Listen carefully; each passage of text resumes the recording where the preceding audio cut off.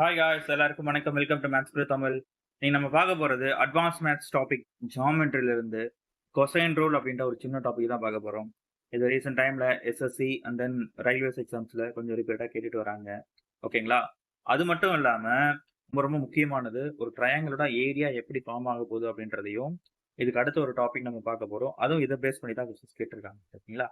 First cosine rule எதுக்காக use ஆகுதுன்ற first பார்த்துக்கலாம். இப்போ ஒரு ட்ரையாங்கிள் இருக்குன்னு வச்சுக்கோங்களேன். இந்த ஒரு ட்ரையாங்கிள்ல ரெண்டு சைடு கொடுத்துட்டாங்க. ஒன்னு சியும் இன்னொன்னு வந்து பியும் கொடுத்துட்டாங்கன்னு வச்சுக்கோங்களேன். அதனோட பிட்வீன் ஆங்கிள் ஏ இதை கொடுத்துட்டாங்கன்னா அதனோட ஆப்போசிட் சைடு இருக்குல்ல, அந்த ஆங்கிளோட ஆப்போசிட் சைடு ஏவை கண்டுபிடிக்கிறதுக்கு இந்த கொஸ்டின் ரூல் யூஸ் ஆகும். ஓகேங்களா? ஒன்னு. செகண்ட் கண்டிஷன், அந்த ஏ பி சி இந்த மூணு சைடு கொடுத்துட்டு அதனோட கரஸ்பாண்டிங் ஆங்கிள்ஸை ஃபைண்ட் பண்றதுக்கும், கரஸ்பாண்டிங் ஆங்கிள்ஸ் அப்படின்னா ஒன்றும் கிடையாது. இப்போ ஏக்கான ஆங்கிள் ஏ கேபிட்டல் ஏ இருக்குல்ல இது. ஓகேங்களா? இந்த இதனோட ஆங்கிள் வந்து இது. அதே மாதிரி சியோட ஆங்கிள் இது, பியோட ஆங்கிள் இது. ஸோ இதனோட கரஸ்பாண்டிங் ஆங்கிள்ஸை கண்டுபிடிக்கிறதுக்கு என்னன்னா இந்த கொசைன் ரூல் யூஸ் ஆகுது.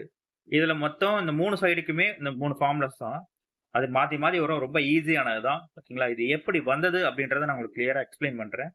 நல்லா கவனிச்சுக்கோங்க. ஓகேவா? ஃபர்ஸ்ட் இந்த மூணு ஃபார்முலாஸ் நான் சொல்லிடுறேன். ஓகேங்களா? இது பின்னாடி வரும்போது இன்னும் கொஞ்சம் ஈஸியாவே உங்களுக்கு புரிய வரும். C square is equal to A square plus B square minus 2ab cos C. ஓகேங்களா? அதாவது இந்த இடத்துல சி இருக்குல்ல, இந்த சைடு தான், சைடோட ஆங்கிள் தான். எல்லாத்துக்குமே அதுதான். இப்போ அதே தான். இப்போ ஏ இருந்துச்சு அப்படின்னா அதோட ஏ ஆங்கிள், பி இருந்துச்சுன்னா அந்த பி ஆங்கிள்.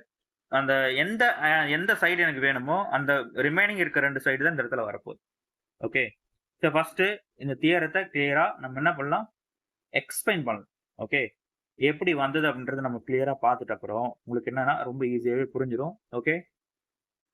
ஃபர்ஸ்ட் ஒரு ரைட் ஆங்கிள் ட்ரையாங்கிள் நான் எடுத்துக்கிறேன். ஓகேங்களா? எதுக்காக நான் சொல்றேன், ஃபர்ஸ்ட் ஒரு ரைட் ஆங்கிள் ட்ரையாங்கிள் எடுத்துக்கிறேன். இந்த டயக்ராம்ல இருந்து நான் எடுத்துக்கிறேன். ஸோ இங்க நான் என்ன பண்றேன், ஆங்கிள் பின்னு எடுத்துக்கிறேன். ஓகேவா? ஸோ இதனோட ஆப்போசிட் சைடு இருக்குல்ல, இதை வந்து நான் என்ன பண்றேன், எக்ஸ்ன்னு எடுத்துக்கிறேன். இங்க அட்ஜசன்ட் வந்து நான் என்ன பண்றேன், ஒய். ஓகே, அடிப்பக்கம். கர்ணம் வந்து நான் என்ன சின்னு எடுத்துக்கிறேன். ஸோ இப்போ நார்மலா ஒரு ரைட் ஆங்கிள் ட்ரையாங்கிள்ல sin θ தெரியும்ல, sin θ இஸ் ஈக்குவல் டு என்னது, opposite side divided by hypotenuse. கரெக்டா? இதுல ஆப்போசிட் சைடு வந்து எக்ஸ், ஹைபோடெனஸ் சி. ஓகேங்களா? அப்போ எக்ஸ் மட்டும் எனக்கு என்ன கிடைக்கும், சி sin θ. ஓகேங்களா? ஸோ அப்போ எக்ஸோட வேல்யூ என்னது, சி sin θ. ஸோ இன்கேஸ் வந்து காஸ் θ இஸ் ஈக்குவல் டு நீங்க என்ன வரும்னு பாருங்க, adjacent டிவைடட் பை ஹைபோடெனஸ், அதாவது அடிப்பக்கம் டிவைடட் பை கர்ணம். ஸோ எனக்கு y is equal to C cos θ. கரெக்டா? ஸோ அப்போ இங்க இதனோட வேல்யூ என்னது, சி cos θ. இதை தான் நான் என்ன பண்ணியிருக்கேன், இந்த டயக்ராம்ல நான் மென்ஷன் பண்ணியிருக்கேன். ஓகேங்களா? ஒரு ட்ரையாங்கிள் ஏ பி சின்னு இருக்கு. அதனோட ஆங்கிள்ஸ் வந்து capital A, capital B, capital C. Okay. அதனோட சைடு வந்து A B and C. So இந்த இடத்துல நான் என்ன பண்ணியிருக்கேன், இந்த பியோட ஆங்கிள் வச்சு தான் நான் எடுத்திருக்கேன். ஓகேவா? இந்த பியோட ஆங்கிள் வச்சு தான் நான் எடுத்திருக்கேன். ஸோ அதனால தான் என்ன பண்ணியிருக்கேன், அதனோட ஆப்போசிட் வந்து சி sin θ, என்னோட அட்ஜசன்ட் வந்து என்னது, சி cos θ எடுத்திருக்கேன். ஓகேவா? இப்போ எனக்கு இந்த கீழே ஹோல் சைடு வந்து எனக்கு ஏ. கரெக்டா? ஸோ அப்போ எனக்கு இந்த இது மட்டும் எனக்கு என்ன வரும்னா, இந்த சைடு இருக்குல்ல, இந்த பாயிண்ட் நான் என்ன பண்றேன், ஓன்னு எடுத்துக்கிறேன். ஓகேவா? கன்ஃபியூஸ் ஆக வேணா, இது ஓன்னு எடுத்துக்கிறேன். ஸோ எனக்கு ஓசி அப்படின்ற வேல்யூ வந்து டோட்டல் ஏல இருந்து இதை மைனஸ் பண்ணா எனக்கு கிடைச்சிருமா. ஸோ ஏ மைனஸ் சி cos θ. ஓகேவா? C cos θ. ரொம்ப சிம்பிள் ஆயிடுச்சு. இப்போ பாருங்க, இப்போ ட்ரையாங்கிள் ஏ ஓ சி அது மட்டும் தனியாக எழுதிக்கிறேன். Triangle A O C. So இது ஓ, இது சி, இது என்னது ஏ. ஓகேவா? ஸோ இது பி, ஏ மைனஸ் சி cos θ. இங்க என்னது, சி sin θ.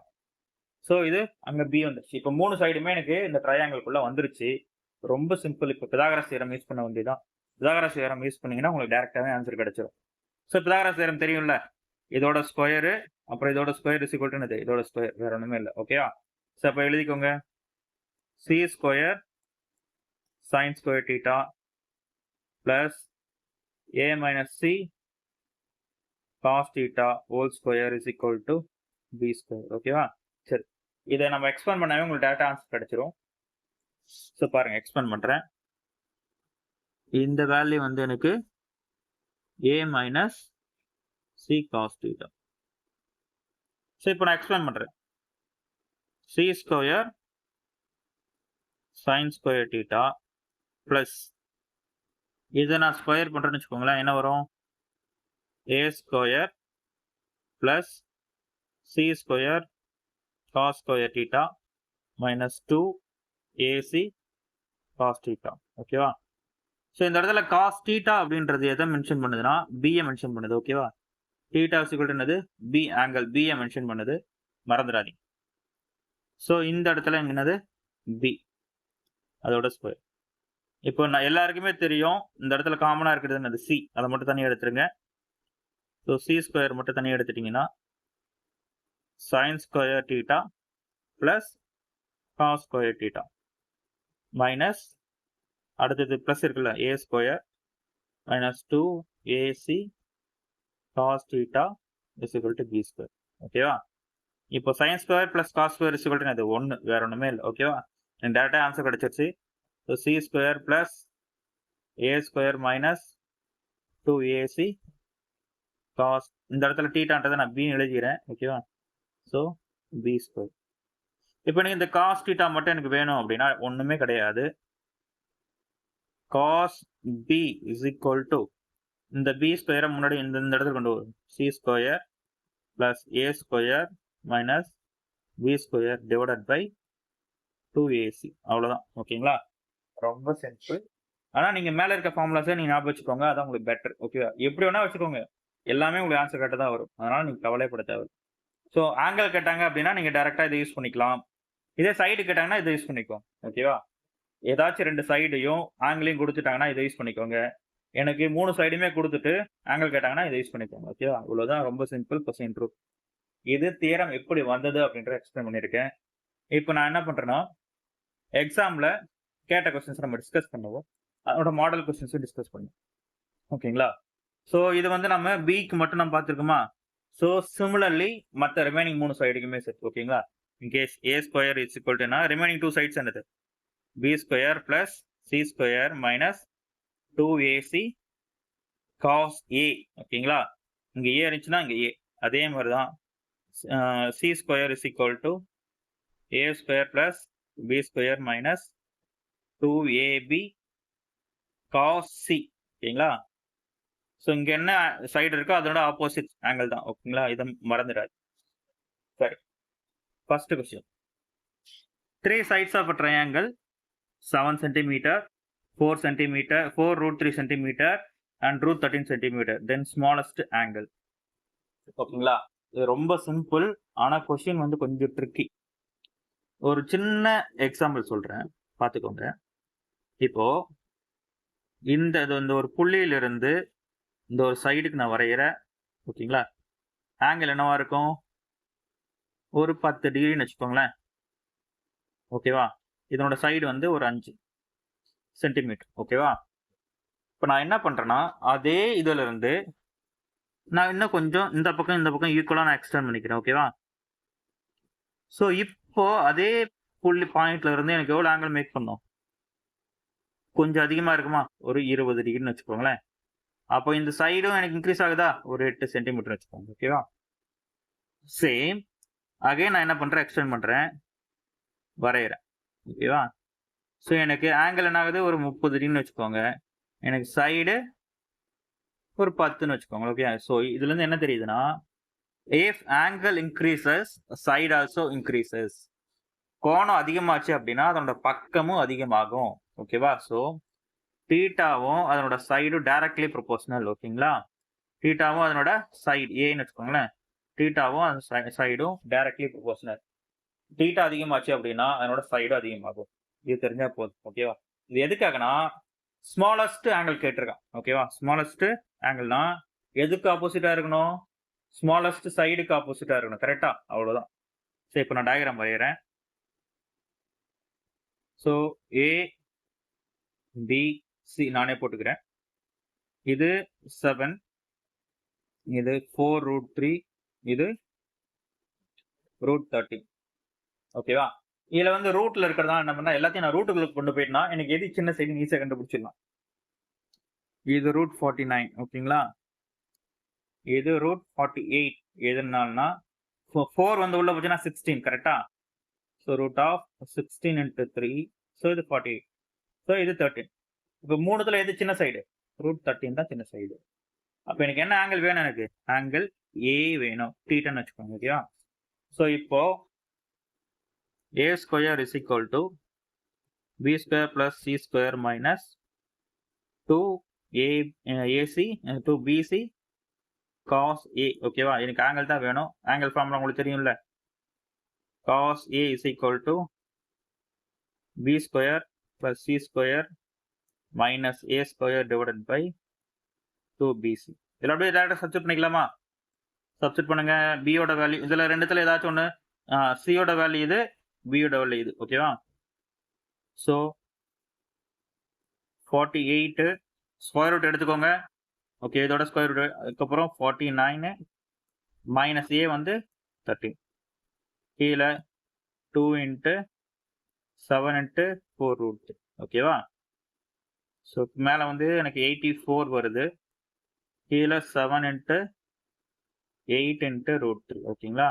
சரி, ஸோ இப்போ இதையும் கேன்சல் பண்ணினா எனக்கு என்ன வரும்? 12. அகைன் இது 2, இது என்னது 3. ஸோ இதையும் கேன்சல் பண்ணால் √3 ஓகேவா. ஸோ எனக்கு cos a is equal to √3/2 ஓகேவா. ஸோ எனக்கு ஏவோட ஆங்கிள் வந்து எனக்கு 30 டிகிரி. ஏவோட ஆங்கிள் என்னது? 30 degree. cos 30 is equal to √3/2. cos 45 என்ன வரும்? 1/√2.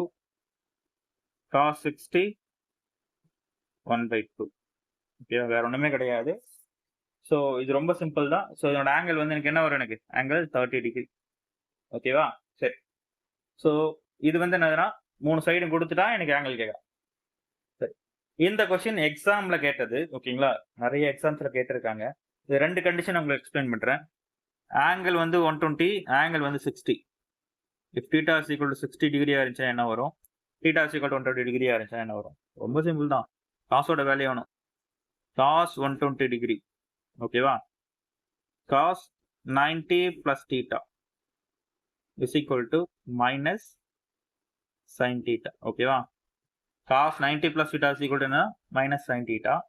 ஸோ இந்த இடத்துல cos 90 plus 30 is equal to minus sin 30 ஓகேங்களா. ஸோ எனக்கு மைனஸ் சைன் வந்து எனக்கு 1/2, sin 30 வந்து 1/2. டைரக்டாக கொஸ்டின் ரூலில் நான் சப்ஸ்டிட் பண்ணவே போதும், வேற ஒன்றும் கிடையாது. இது ஏ, இது பி, இது சி. இது ஏ, இது பி, இது என்னது சி. ஸோ எனக்கு என்ன வேணும்? ஆங்கிள் ஏ தான் எனக்கு வேணும். ஸோ அதுக்கு ஏற்ற மாதிரி ஆங்கிள் என்னது? ஆங்கிள் ஏ தானே கொடுத்துருக்கான். இதுதான் 120 டிகிரி.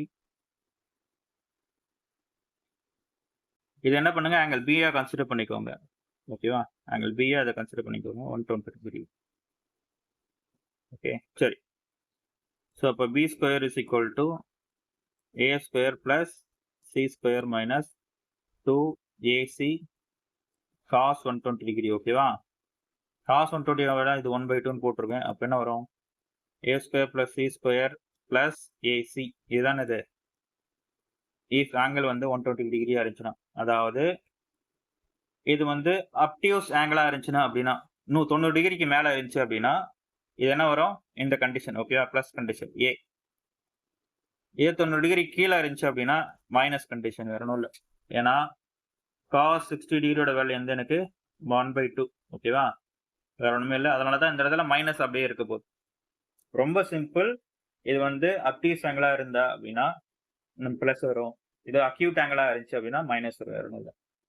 இப்போ சேம் கொஸ்டின் இதுல 2 சைடு கொடுத்துட்டான், ஒரு ஆங்கிள் கொடுத்துட்டான், 3வது சைடை கேட்கறான். ஒன்றும் இல்லை, பொறுமையா யோசிச்சு அந்த ஃபார்முலால அந்த வேல்யூஸை சப்ஸ்டிட் பண்ணி என்ன பண்ணுங்க, ஆன்சரை கண்டுபிடிச்சு கமெண்ட்ல போடுங்க ஓகேவா. ஸோ இந்த கொஸ்டின் உங்களுக்கு புரிஞ்சிருக்கும்னு நினைக்கிறேன். அடுத்தது இதே பேஸ் பண்ணி ஏரியான்ற ஒரு கான்செப்ட் நம்ம எடுக்கலாம் ஓகே. இந்த டாபிக் உங்களுக்கு புரிஞ்சிருக்கும்னு நினைக்கிறேன். ஏதாச்சும் புரியல அப்படின்னா கமெண்ட்ல போடுங்க. புரிஞ்சது அப்படின்னா சேனல் சப்ஸ்கிரைப் பண்ணுங்க ஓகேங்களா. ஓகே, தேங்க்யூ, பாய் பாய்.